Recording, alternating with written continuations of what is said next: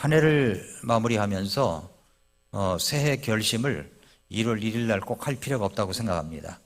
그래서 오늘 여러분 새해 결심을 오늘 하시기를 바라면서 오늘 말씀 제목이 한 해 마무리를 새로운 결단의 기록으로 시작하라, 이 말씀을 좀 같이 나누기 원합니다.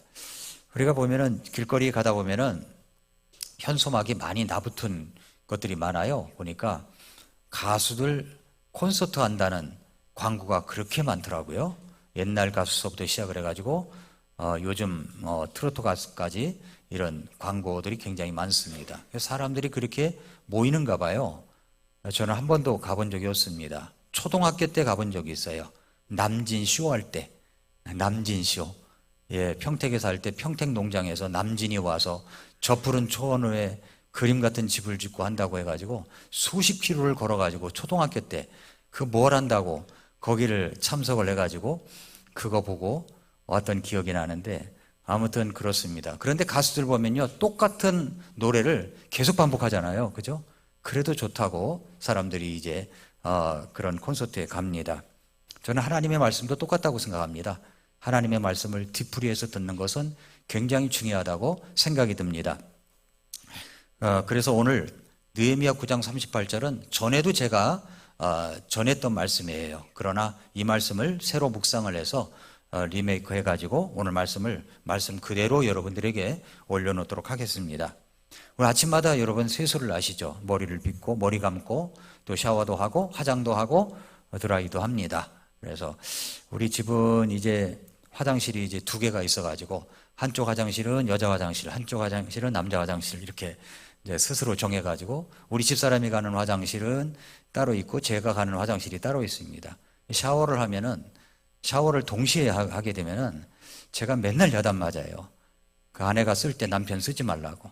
왜냐면 뜨거운 물이 안 나온다는 거예요. 이게 뜨거운 물이 안 나오고 찬물이 나왔다, 뜨거운 물이 나왔다 하니까 절대 같이 쓰지 말라고 엄명을 받고 제가 조심하려고 엄청 노력을 하는데, 아무튼 여러분 머리를 감고 샤워를 할 때 야, 이거 맨날 해야 되냐, 이거 안 할 수 없을까? 그런 생각 해보신 적 있으신가요?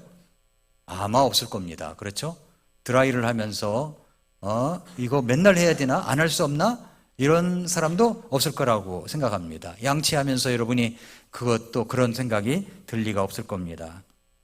아마 그것을 야, 지겹다, 이런 거 안 했으면 좋겠다 그러면은 아마 이제 병원에 가셔야 될 일이라고 저는 생각이 됩니다. 당연하게 하죠. 당연하게. 근데 우리가 당연하게 해야 될 것이 있는데 그게 뭐냐면 하나님 앞에 드리는 예배입니다. 예배는 당연한 거예요. 예, 당연한 거예요. 야, 예배하는 게 지겨워. 그럴까요? 그러면 상담을 받으셔야 됩니다. 예, 병원에 오셔서 상담을 받으셔야 됩니다. 예, 내가 하나님 앞에 드리는 게 지겨워. 이러면은 그것도 이제 당연하다 여기지 아니하고 그런다면 뭔가 고장이 난 겁니다. 그래서 우리는 이제 한 해가 끝나가는데 우리는 이제 무엇을 해야 될까요? 벌써 12월 11일 중순이 접어들었습니다. 그러면 이제 한 20일 정도 남았는데 20일 동안 우리가 한 해를 마무리하면서 내 자신을 돌아보고 새롭게 결심하고 또 기록하고 이렇게 하면서 23년도를 맞이해야 된다고 생각합니다. 옛날 초등학교 때 여러분 일기 쓰신 적 있으십니까? 일기. 반강제적으로 쓰셨잖아요. 저도 뭐 학교에서 숙제검사 하니까 일기를 썼죠. 지금도 잊지 못하는 것이, 일기를 쓰면 이제 몇 권이 되는데 몇 권을 갖다가 구멍을 뚫어가지고 철근으로 묶어가지고 그리고 맨날 숙제검사 한다고 이제 냈던 적이 있습니다. 그런데 그때 그 일기를 지금까지 잘 썼더라면 지금보다도 훨씬 더 10배 이상은 성공한 사람이 될 수 있었겠다라고 생각이 듭니다. 왜 그러냐면 그 초등학교 때 썼던 일기장에 보면은요, 오늘의 할 일이 있더라고요. 오늘의 할 일. 그 다음에 오늘의 반성. 네, 오늘의 반성. 그 다음에 내일 할 일. 이런 것들이 써 있어요. 오늘의 할 일. 투두리스트가 그때서부터 있었던 거예요. 근데 그것만 잘 썼어도 뭔가 인생이 좀 열곱절은 달라지지 않았겠나, 그런 생각이 듭니다. 자, 이제 23년도를 밝게 힘차게 출발할 수 있게 하기 위해서 저는 여러분들에게 오늘의 반성과 내일의 할 일을 동시에 여러분에게 좀 말씀드리려고 합니다.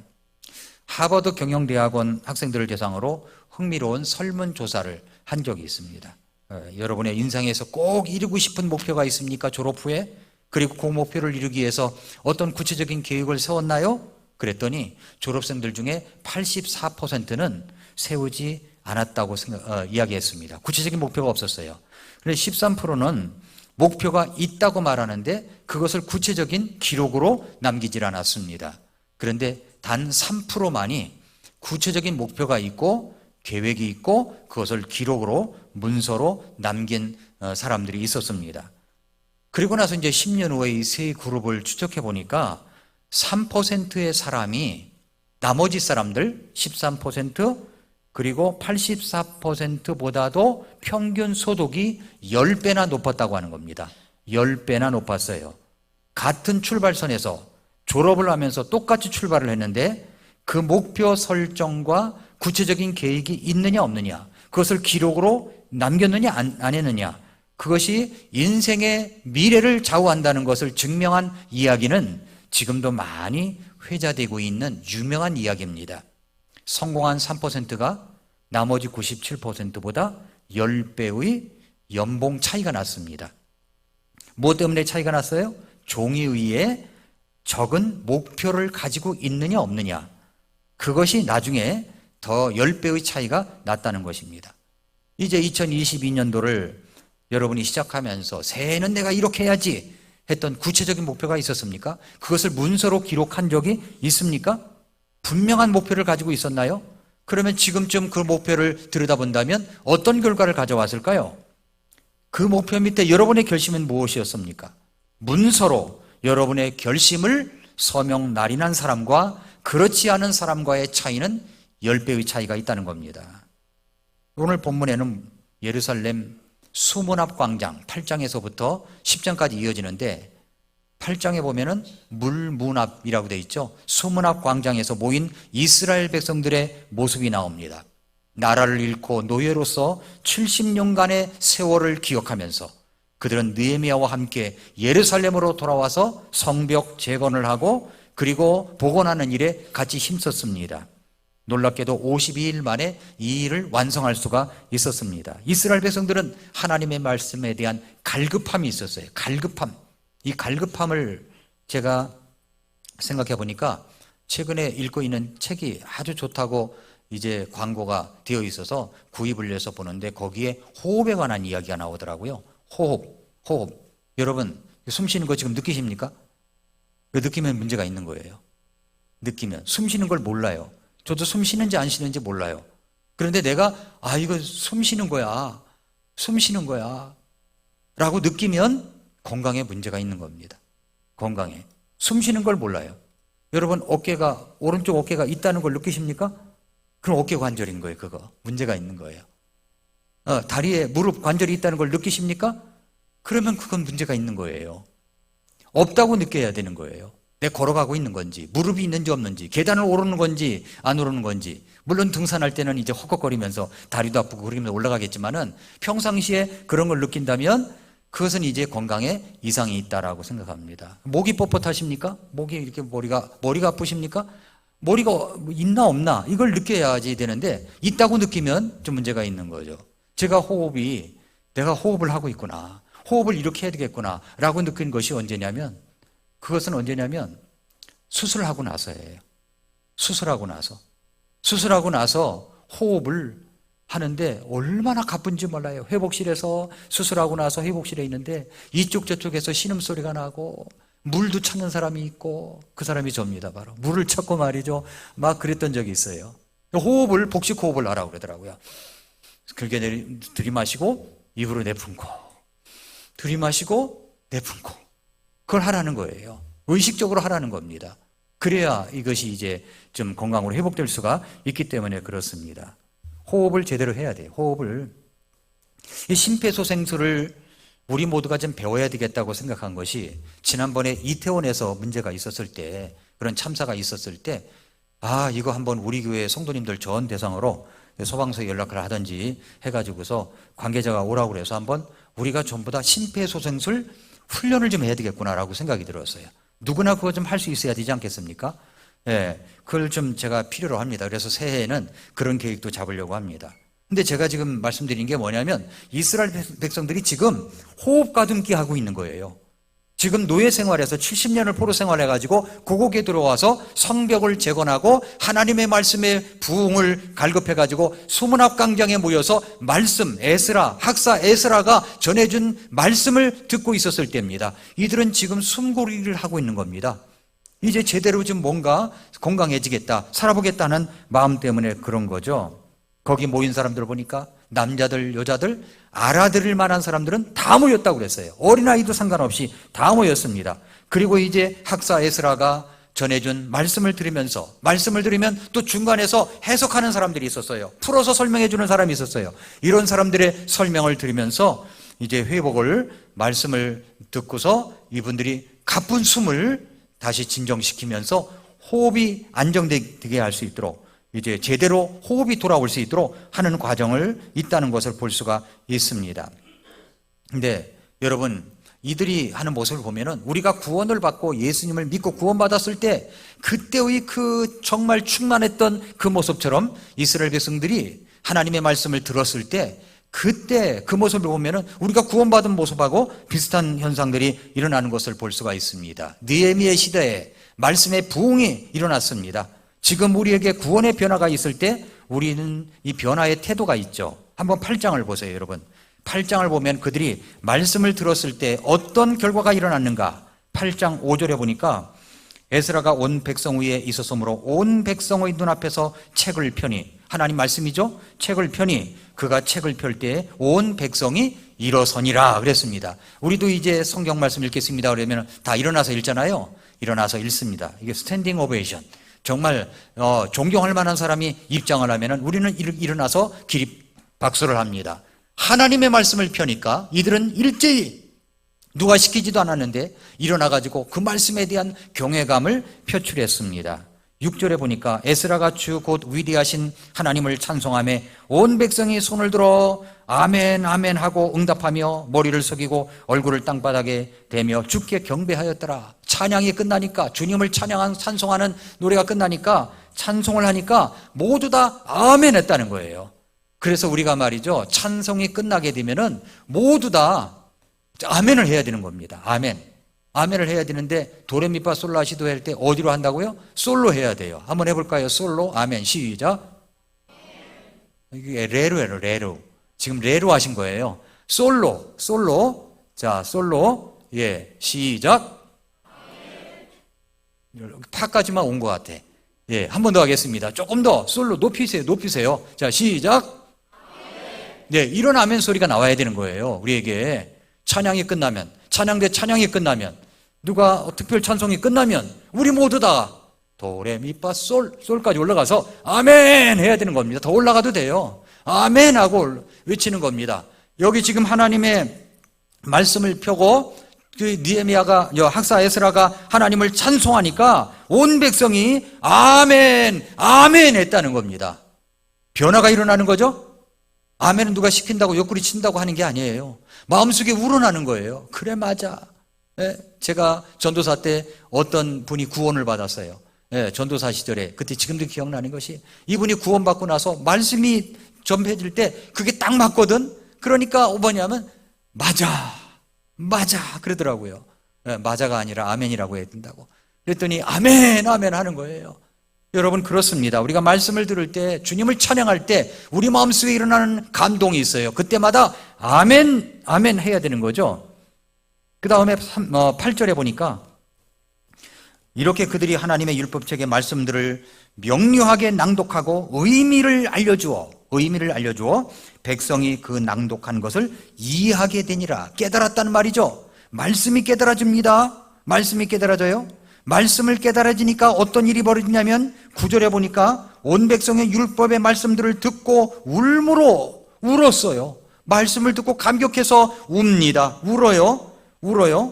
그리고 그러니까 뭐라 합니까? 오늘은 정말 이날은 하나님께 거룩한 날이니까 애곡하지 말며 슬피 울지 말라라고 이야기까지 하잖아요. 뿐만 아니라 12절에 보니까 온 백성이 자기들의 길로 가서 먹고 마시며 일부를 보내고 크게 기뻐하였으니 이는 그들이 자기들에게 밝히 드러난 그 말씀들을 이해하였기 때문이더라. 말씀을 깨달아지고 말씀을 알아가니까 막 기쁨이 솟아진 겁니다. 너무 기뻐했습니다. 또 9장으로 넘어가 보세요. 9장 2절 3절. 9장 2절 3절 보니까 이스라엘의 씨가 모든 타국인으로부터 자신을 분리하고 일어서서 자기 죄들과 자기 조상들의 불법들을 자백하였더라. 말씀을 듣고 나니까 막 탄복이 일어나가지고 막 회개가 일어나는 거예요. 하나님 앞에. 그래, 맞아. 하나님께서 나에게 이런 말씀을 하셨구나. 하나님은 나를 그렇게 사랑하셨는데 내가 정말 잘못을 저질렀구나. 그러면서 이제 자기 조상들의 불법들을 하나님 앞에 자백을 했다는 겁니다. 말씀을 들었더니 이런 변화가 일어나요. 그리고 9장 17절 보세요. 9장 17절 말씀해 보니까 순종하기를 거부하며 주께서 자기들 가운데서 행하신 주의 이적들을 마음에 두지 아니하고 목을 뻣뻣하게 하며 반역 중에 대장 하나를 임명하여 자기들을 속박한 곳으로 돌아가려 하였사오나 주께서는 기꺼이 용서하시는 하나님이시여 은혜로우시고 긍휼이 많으시며 분노하기를 더디하시고 큰 친절을 베푸시는 분이시므로 그들을 버리지 아니하였나이다 하면서 하나님이 용서해 주셨다는 것을 막 깨닫기 시작하는 겁니다. 9장 17절에 하나님의 은혜도 아는 거죠. 네, 9장 17절에 또 하나님이 긍휼이 많으신 분이라는 것을 17절 19절에 보면은 또 알 수가 있습니다. 9장 37절 가보세요. 오늘 읽은 말씀 바로 위에 보니까 그 땅이 우리 죄들로 인해 주께서 우리 위에 세우신 왕들에게 많은 소출을 내며 또한 그들이 우리 몸과 가축을 마음대로 지배함으로 우리가 큰 고난을 당하고 있었다고 이야기를 합니다. 자기들이 왜 포로가 되었었는지, 왜 노예가 되었었는지 이걸 깨닫게 된 거죠. 왜 우리가 죄의 포로로 끌려다닙니까? 왜 우리가 그렇게 이 세상의 어떤 문화의 포로로 끌려다닙니까? 왜 그런가를 깨닫게 되었다는 겁니다. 그들은 이제 하나님 앞에 새롭게 살고자 하는 인생의 결심을 문서로 기록한 후에 서명 날인하는 장면이 오늘 읽은 말씀입니다. 9장 38절 다시 보세요. 우리가 이 모든 것으로 인하여 확실한 언약을 세우고 그것을 기록하며 우리의 통치자들과 레위 사람들과 제사장들이 그 언약에 날인하나이다 하였더라 라고 했습니다. 문서로 기록된 결단입니다. 문서로 자신들의 결심을 서명 날인한 것입니다. 느헤미야 9장 전체에는 이스라엘 민족에 대하여 하나님이 지속적으로 자비하신 은혜를, 정말 놀라운 은혜를 베푸셨음에도 불구하고 그들이 어떻게 하나님의 기대를 지속적으로 저버리고 범죄했는가를 참회하는 내용들이 소개되었습니다. 그리고 그들은 이제부터는 결코 이런 불순종의 삶을 살지 않겠노라고 결심을 하게 됩니다. 그리고 이들은 이런 결심을 문서화해가지고 기록하여 남기기로 합니다. 남기기로 해요. 그리고 그리하고 민족의 지도자 84인이 이 문서에 서명을 하기에 이르렀습니다. 느헤미야 10장은 그 서명한 사람들 명단입니다. 10장 1절에 당시 언약의 날인한 자들은 서명자들이죠? 서명한 사람들이에요. 1절 대표로 느헤미야와 시드기야가 서명을 냈습니다.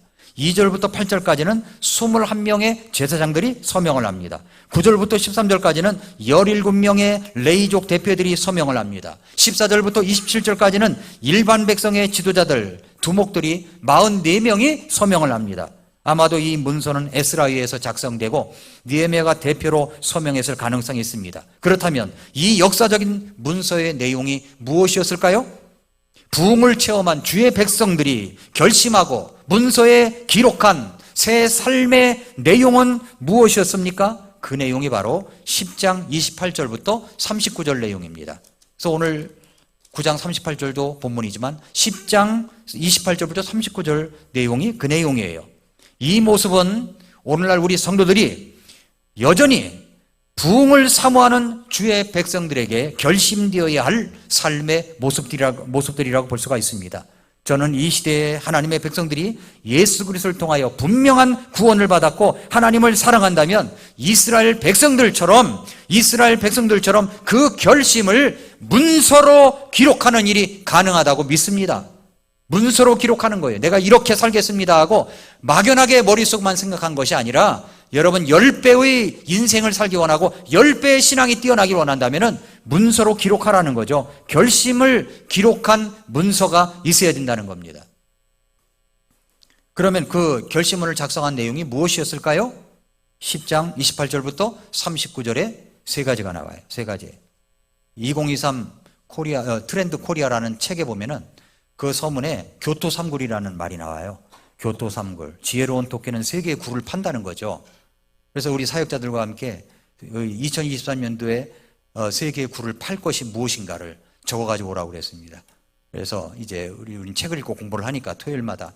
그리고서 이제 각자 이제 이야기를 한 겁니다. 여러분, 2023년도에 여러분이 지혜롭게 굴을 판다면 몇 개의 굴을 파시겠습니까? 교토 3굴, 3개의 굴을 판다면 무엇이겠습니까? 개인적으로, 사업적으로, 네, 여러분이 직장 생활하면서, 학생이면 학생으로서 교토 3굴, 어떻게, 그 교토 3굴이 무엇입니까? 저도 교토 3굴이 있어요. 23년도에 내가 이렇게 하겠다고 하는 게 있어요. 적어도 3개를 이야기한다면 그 3개를 기록했습니다. 기록을 냈어요, 기록을. 우리 사역자들 다 기록을 해가지고 왔습니다. 그리고 이제 나눴어요. 여러분은 무엇입니까? 그것은 이제 여러분이 개인적으로 할 일이고, 오늘 우리가 신앙적으로 볼 때, 영적으로 볼 때, 우리가 3개의 굴을 판다면, 3개를 집어내자면, 오늘 문서로 결심한 이스라엘 백성들처럼 우리가 그것을 어떻게 결심하신가 할 것인가를 3개를 뽑아낸다면, 그것을 이제 여러분에게 말씀드리려고 하는 것입니다. 첫째로, 하나님의 말씀을 지켜 순종하겠다는 내용입니다. 말씀을 지켜 순종하겠습니다.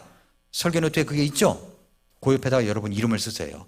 내가 그렇게 하겠습니다. 이름 써가지고 내가 하겠습니다. 최용렬이 그렇게 하겠습니다. 이런 식으로다가 쓰는 거죠. 이제 쓰는 거예요. 10장 29절 보세요. 자기들의 형제들과 고귀한 자들에게 굳게 붙어 저주와 맹세 속으로 들어가 하나님의 종 모세를 통해 주어진 하나님의 율법 안에서 걸으며 주 우리 주의 명령들과 그분의 판단의 규범들과 법규들을 지키고 행하기로 하였는데 라고 그랬어요. 말씀을 지키며 순종하겠다는 내용이죠. 하나님의 율법은 넓은 의미에서 하나님의 말씀을 가리키는 겁니다. 하나님의 말씀을 지켜 순종하겠다는 선언인 겁니다. 말씀을 지켜 선언하겠다. 제가 저희 집에 이제 제 공부방이 따로 있습니다. 공부방에 이제 지난번에 한번 좀 이제 우집에서 물이 새가지고 제 공부방으로 다 떨어져가지고 거기를 이제 다시 인테리어를 다시 했어요. 물론 우집에서 이제 보상을 해줬죠. 다시 해가지고 가구 배치를 다시 했어요. 가구 배치를 다시 하니까 훨씬 더 나은 것 같고, 그리고서 이제 거기다가 제 책상 앞에다가 화이트보드를 이렇게 해놨습니다. 화이트보드. 생각나는 거 글귀를 적는데, 제가 뭐라고 거기다 글귀를 적었냐면 2023년도는 책에서 시키는 대로 해보자. 책에서 시키는 대로 해보자. 그 이야기를 어디서 봤냐면 제가 이제 여러분에게 그 고명환 씨 이야기를 했었죠. 고명환 씨 이야기를 했는데 그분 책에 보니까 그분이 교통사고로 인해서 거의 죽을 뻔했는데 살아났어요. 살아났는데 그러면서 책을 읽었다는 겁니다. 병원에서 한 50권을 읽었대요. 그리고서 이제 독서에 불이 붙어가지고 책을 읽다가 사업도 4번의 실패를 하고, 그 다음에 2 책을 갖다가 이제 선정을 해서 집중적으로 팠는데, 세스 고딘의 책이고, 손자병법이라는 책이었다고 합니다. 그 책에서 보면서, 내가 왜 책에서 시키는 대로 하지 않았을까? 그러면서 책에서 시키는 대로 했더니, 연매출 10억이 됐다. 이런 얘기가 거기에 써 있더라고요. 책에서 시키는 대로 했다. 네. 또, 이제 그 비겁한 돈이라고 쓴 황현이라고 하는 개그맨이 있어요. 그 책도 봤어요. 우리 둘째 딸이 추천을 해줘가지고 그 책을 봤어요. 이 봤더니 거기에도 결국 똑같은 이야기입니다. 책에서 시키는 대로 했더니 결과가 달라졌다는 겁니다. 그래서 제가 거기다 써놨습니다. 2023년도는 책에서 시키는 대로 하자. 어떤 책입니까? 무엇보다도 하나님의 말씀인 거예요. 말씀이 시키는 대로 좀 살아보자는 거예요. 말씀이 시키는 대로. 우리가 말씀이 시키는 대로 살아가나요? 지금 이스라엘 백성들이 결심한 게 그겁니다. 말씀이 하는 대로, 말씀이 읽는 대로, 말씀을 읽는 대로, 말씀이 시키는 대로 한번 살아보자 하면서 결심을 한 겁니다. 결심을 한 거예요. 여러분, 이스라엘 백성들은 그동안 그렇지를 못했어요. 여러분, 우리가 이 하나님의 말씀은요, 우리 삶의 표준입니다. 삶의 표준이에요. 이것이 하나님의 법입니다. 그런데 죄는 이 법을 깨뜨리려고 우리를 유혹합니다. 서명을 못하게 합니다. 계획도 세우지 못하게 합니다. 어떻게 살아야 하는지에 대한 진지한 자세를 갖지 못하게 합니다. 왜 그럴까요? 우리 망가지는 모습을 보고 싶어서, 우리가 무너뜨려지는 모습을 보고 싶어서, 우리가 완전히 폐잔병처럼 살아가는 모습을 보고 싶어서 사탄이 그건 목표인 거예요. 그런 것이. 죄의 본래의 뜻은 관역을 벗어난다는 뜻이 있어요. 표준을 벗어난다.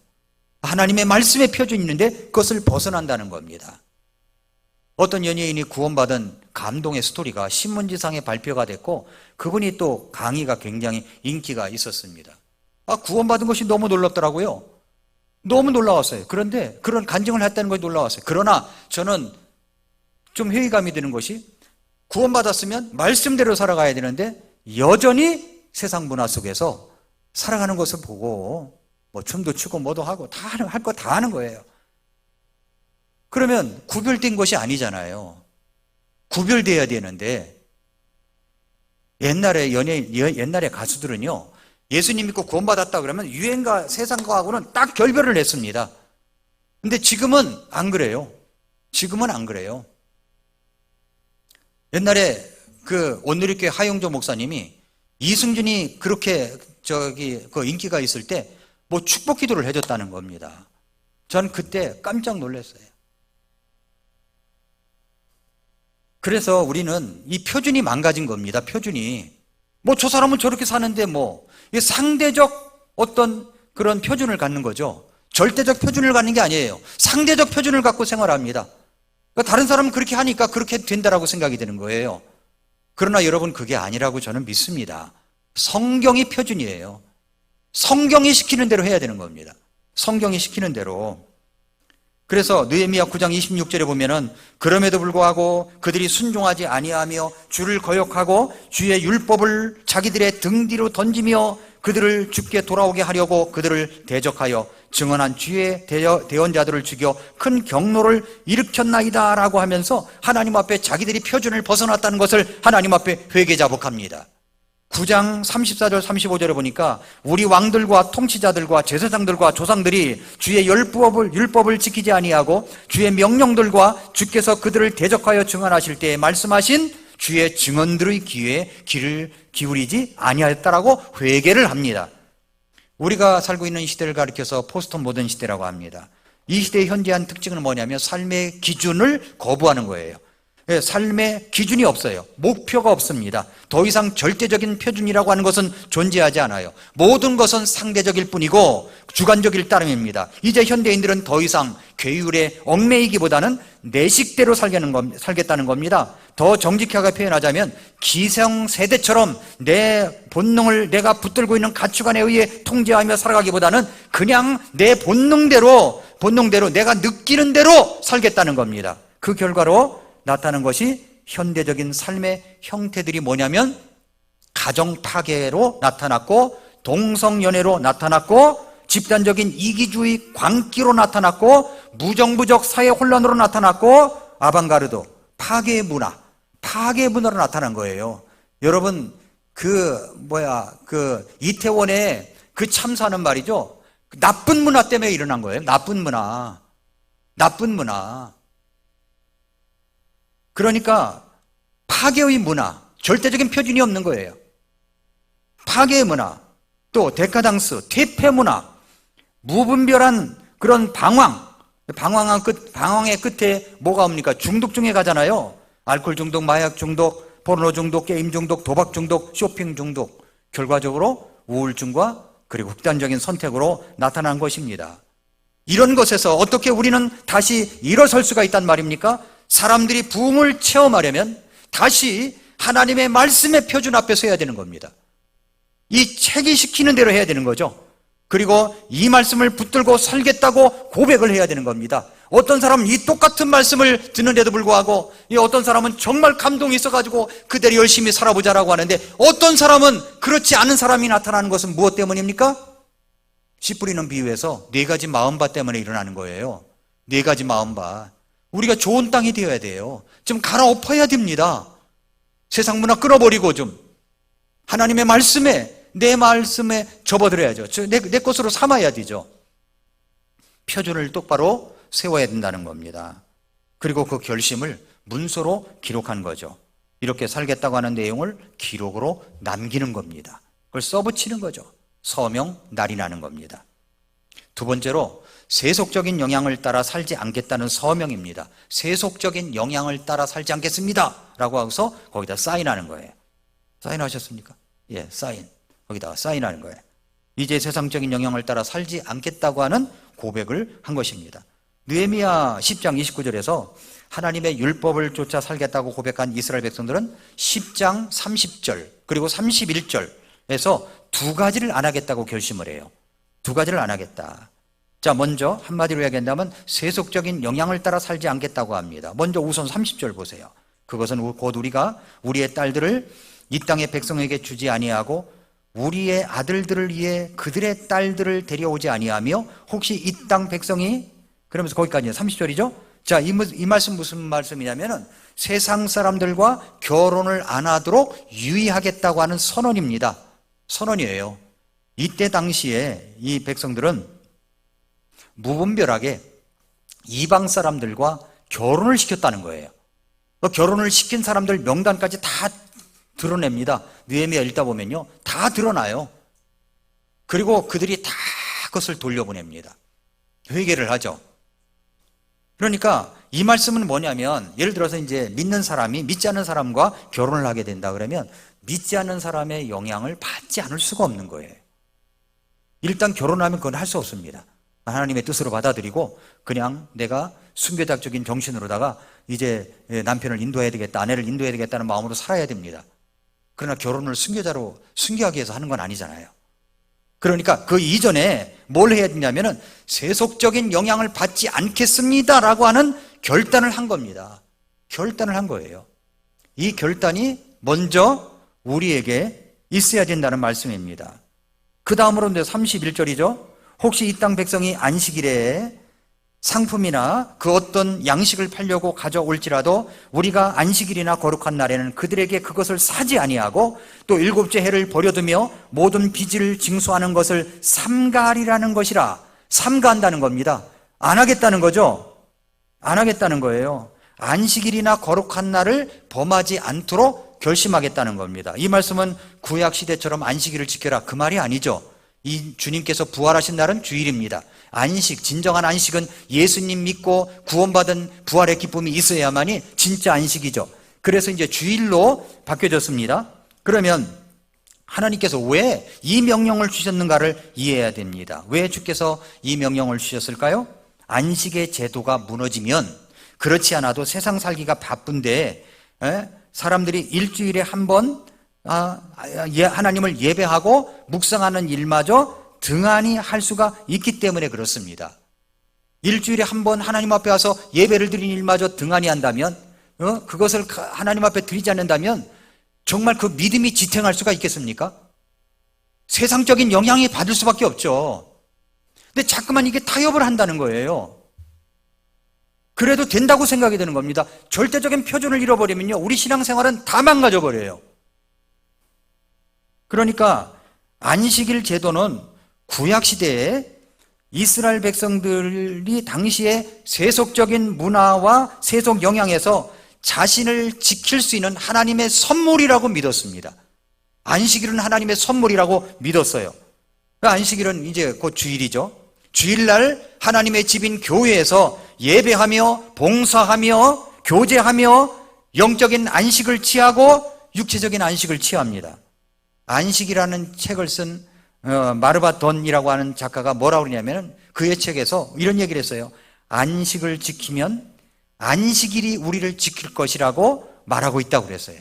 무슨 말이냐면 내가 주일을 지키는 것이 아니라 주일이 나를 지켜준다는 겁니다. 주일이 나를 지켜주는 거예요. 내가 주일을 주님 앞에 드리는 것을 빼먹고 주일날 내 마음대로 살아간다면 곧이어 그것이 뭐가 되냐면은 나를 망가지게 만든다는 겁니다. 나를 망가지게 만드는 거예요. 영혼의 안식을 누리지 못하게 됩니다. 곤고한 삶이 된다고 하는 것을 말씀하고 있는 겁니다. 우리나라는 언제부턴가 이제 토요일 날 쉬게 되죠? 쉽니다. 그러다 보니까 이제 자주 이제 놀러 가는 일이 발생해졌어요.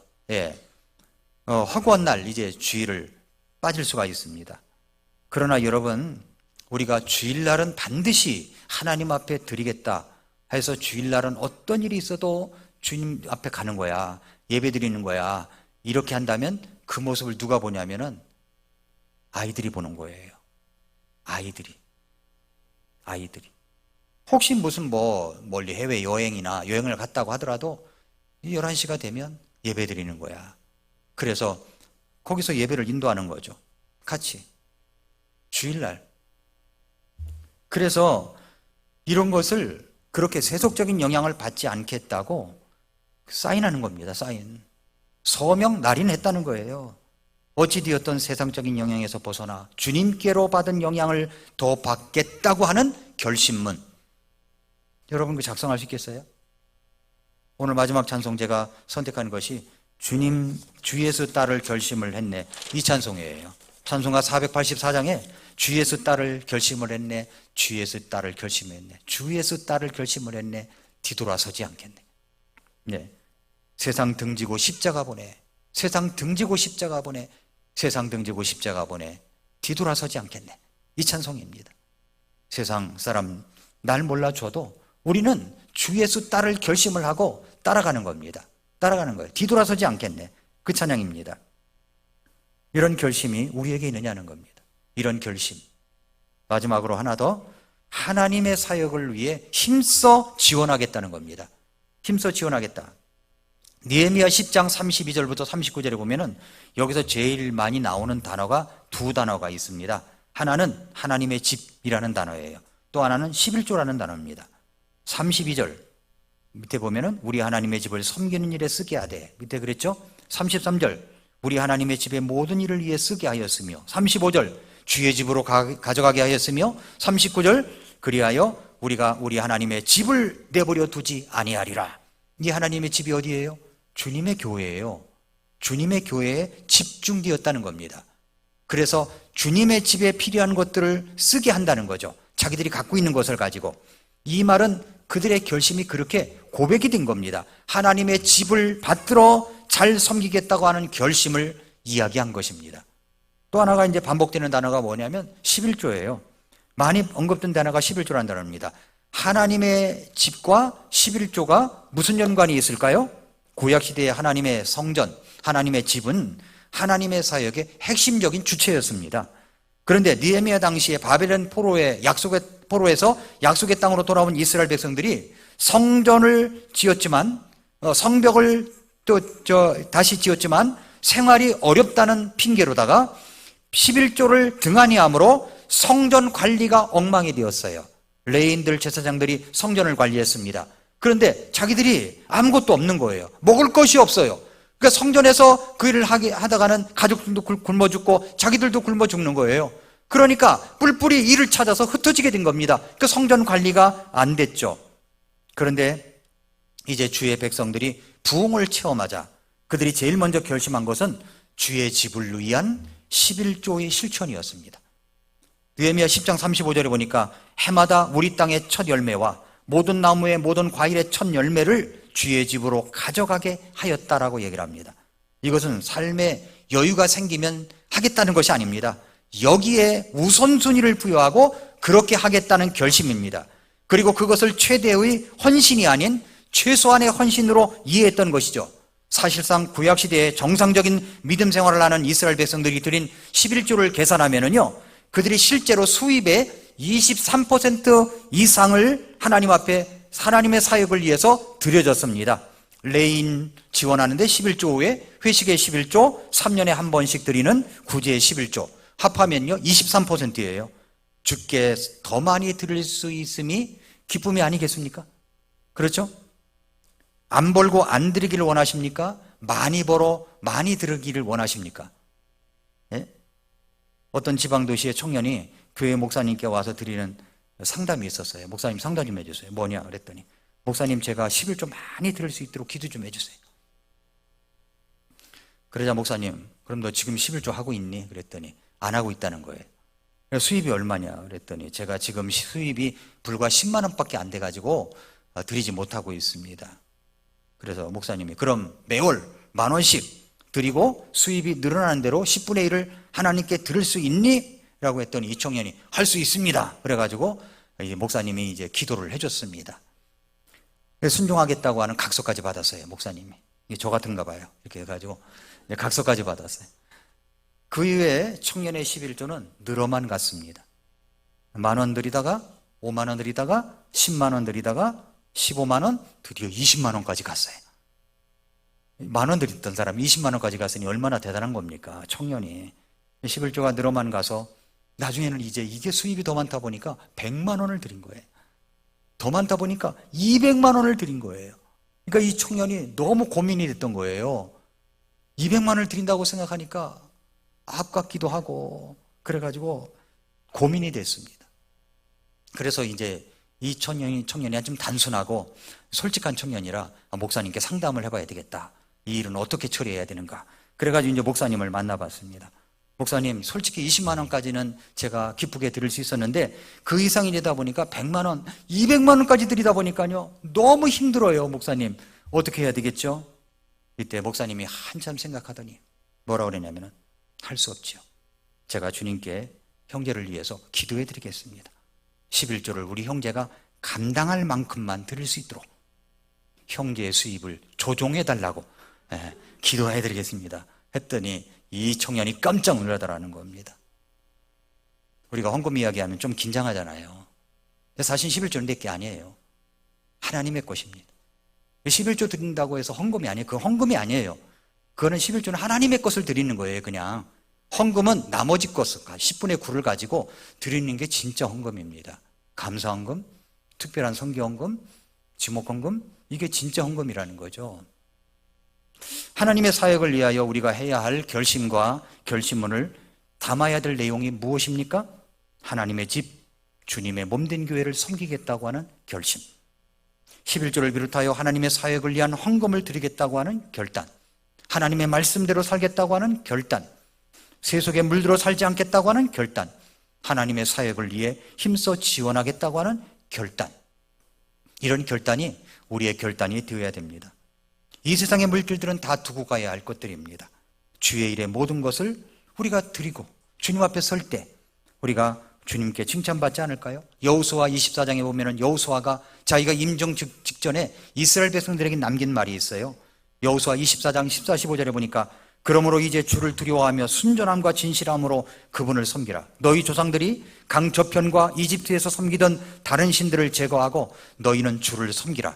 만일 주를 섬기는 것이 너희에게 나쁘게 보이거든 너희 조상들이 강 저편에서 섬기던 신들이든지 혹은 너희가 거하고 있는 땅의 아무리 족속의 신들이든지 너희가 섬길 자를 너희를 위해 이날 택하라. 그러나 나와 내 집에 관한 한 우리는 주를 섬기겠노라 라고 이야기를 했습니다.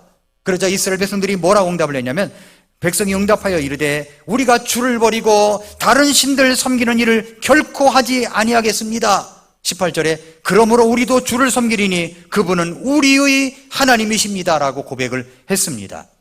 사랑하는 성도 여러분, 나 같은 자를 살려주시고 구원받게 하셔서 지금까지 지내온 것 주님의 크신 은혜로 모든 것이 주님의 은혜로 여기까지 왔습니다. 이제 우리가 한 해를 마무리하고 새해 결심을 할 때가 되었습니다. 어떤 결심을 여러분의 종이 속에 담겠습니까? 오늘 말씀처럼 이스라엘 백성들이 3가지 결심한 것처럼 여러분도 그런 결심이 되어서 한 해를 주님의 은혜로 마무리하고 23년도를 하나님이 허락하신다면 더 힘차게 믿음으로 살아가는 성도님들이 되시기를 축복합니다. 기도하겠습니다. 이 시간 머릿속에서 기도하겠을 때 사랑하는 성도 여러분, 우리 자신을 한번 돌아보십시다. 어떻게 살아왔던지 간에 우리가 하나님 앞에 잘못된 것이 있으면 회개해야 됩니다. 주님, 용서해 주십시오. 만일 우리가 우리 죄를 자백하면 전어 신실하시고 이로우셔서 우리 죄를 사하시며 모든 불의에서 우리를 깨끗게 하시겠다고 약속해 주셨습니다. 그리고 주님, 이제 내가 주님을 따라 살겠습니다. 결단합니다. 주님 도와 주시옵소서. 주님 도와 주시옵소서. 하나님의 집 교회를 섬기겠습니다. 하나님 앞에 드린 일에 힘쓰겠습니다. 말씀대로 살겠습니다. 책대로 살겠습니다. 세상에 물들어 살지 않겠습니다. 하나님의 사역을 위해서 힘써 지원하겠습니다. 기도하십시오. 그리고 23년도에 우리가 주님 앞에 주님의 몸된 교회를 위해서 힘써 지원할 것이 무엇인가를 생각하시고 다음 주일날 그 결심을 주님 앞에 표시해 주시기 바랍니다. 같이 기도하겠습니다.